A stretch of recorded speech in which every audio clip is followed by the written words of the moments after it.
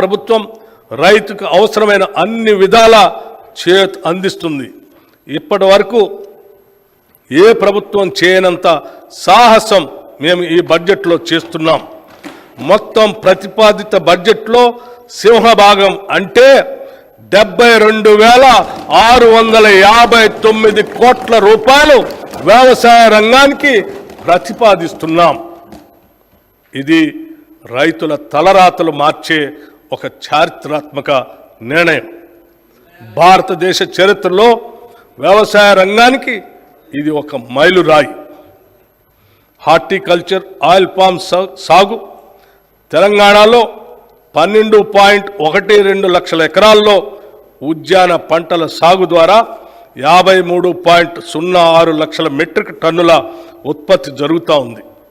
రాష్ట్రంలో oil palm సాగును ప్రోత్సహించేందుకు oil palm area expansion under national mission on edible oils పథకం కింద ఆయిల్ పామ్ సాగు రైతులకి అవసరమైన సహాయం అందిస్తాం.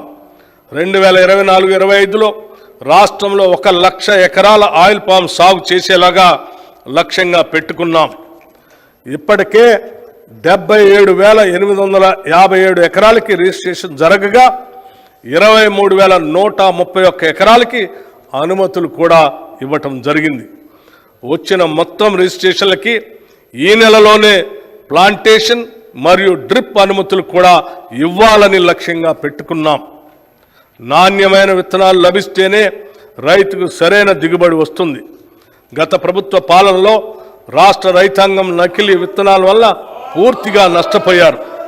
రైతాంగం అప్పులు తెచ్చి పెట్టిన పెట్టుబడి నకిలీ విత్తనాల కారణంగా మొత్తం వృధా అవుతుంది.